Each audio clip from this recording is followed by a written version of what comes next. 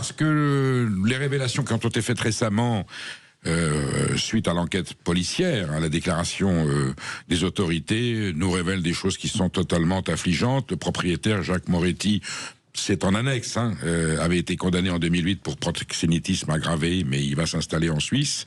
Et l'on apprend qu'il avait installé lui-même, pour faire des économies, le revêtement anti-son du sous-sol de son établissement, celui qui a provoqué justement l'incendie, parce que c'était un matériau inflammable. Un ancien employé parle beaucoup de négligence, notamment qu'on l'avait obligé à utiliser des jus de fruits périmés pour préparer des cocktails.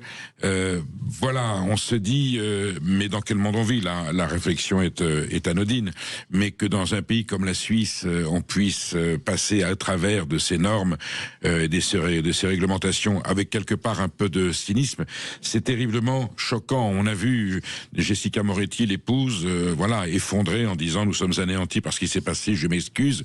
Voilà, Jessica Moretti, on a vu elle avait eu un passé d'actrice et elle a eu une émission sur TF1. En fait, tous ces éléments sont extrêmement perturbants. 40 morts, 119 blessés, pour quelques économies de peut-être de 2-3 000 euros, ou même si c'est plus, pour échapper à la réglementation et faire soi-même son revêtement, et que la commune de Crans-Montana, dont le Pascal Ferraud, qui est Nicolas Ferraud, pardon, qui est le président, on dit président du conseil municipal en Suisse, c'est en confédération helvétique, c'est pas le maire, et quand on le voit dire, ah oui, on a fait des négligences, on n'a pas fait les contrôles qu'il fallait, puisqu'en Suisse, dans le canton du Valais, la législation change d'un canton suisse à l'autre.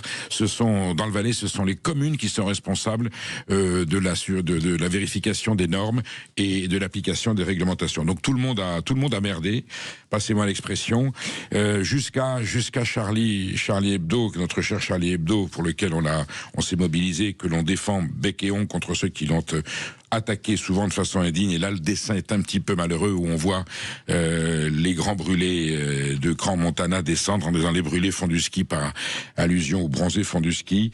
On avait connu Charlie Hebdo mieux inspiré. Je rappelle que Charlie Hebdo s'appelle ainsi parce que le 1er novembre 1970, il y avait eu une tragédie similaire, je l'ai dit l'autre jour, le 5-7 à Saint-Laurent-du-Pont, une discothèque qui avait pris feu, 146 morts le 1er novembre.